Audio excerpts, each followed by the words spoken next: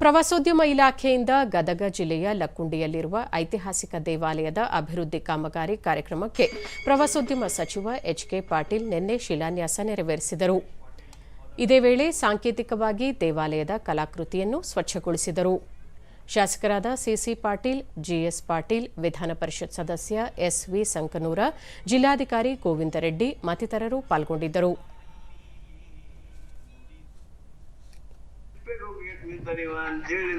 ಬಳಿಕ ಎಚ್.ಕೆ. ಪಾಟೀಲ್ ಕಲ್ಯಾಣ ಚಾಲುಕ್ಯರ ಕಾಲದಲ್ಲಿ ನಿರ್ಮಾಣಗೊಂಡಿರುವ ಈ ಶಿಲ್ಪಕಲೆ ದೇವಾಲಯಗಳನ್ನು ಕಾಪಾಡಿಕೊಳ್ಳುವುದು ನಮ್ಮೆಲ್ಲರ ಜವಾಬ್ದಾರಿ.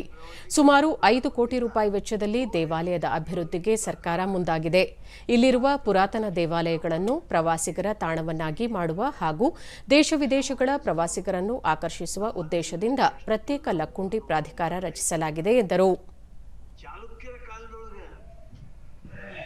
ಕಲ್ಯಾಣ ಚಾಲುಕ್ಯರ ಕಾಲದೊಳಗೆ ಸೃಷ್ಟಿಯಾಗಿರ್ತಕ್ಕಂಥ ಈ ಶಿಲೆಗಳು, ಈ ಒಂದು ಶಿಲ್ಪಕಲೆ, ಈ ಪವಿತ್ರವಾಗಿರ್ತಕ್ಕಂಥದ್ದುಗಳನ್ನ ನಾವು ಎಷ್ಟು ಅಗೌರವದಿಂದ ನೋಡ್ತೀವಿ. ಆದರೂ ಕೂಡ ಸಿಸಿ ಪಾಟೀಲ್, ಲಕ್ಕುಂಡಿಯಲ್ಲಿ 101 ಬಾವಿ ಹಾಗೂ 101 ಪುರಾತನ ದೇವಾಲಯಗಳಿರುವುದು ವಿಶೇಷ. ಈ ನಮ್ಮ ಪುರಾತನ ಕಲೆ ಸಂಸ್ಕೃತಿಯನ್ನು ಮುಂದಿನ ಪೀಳಿಗೆಗೆ ಪರಿಚಯಿಸುವ ಕೆಲಸ ಆಗಬೇಕಿದೆ ಎಂದರು.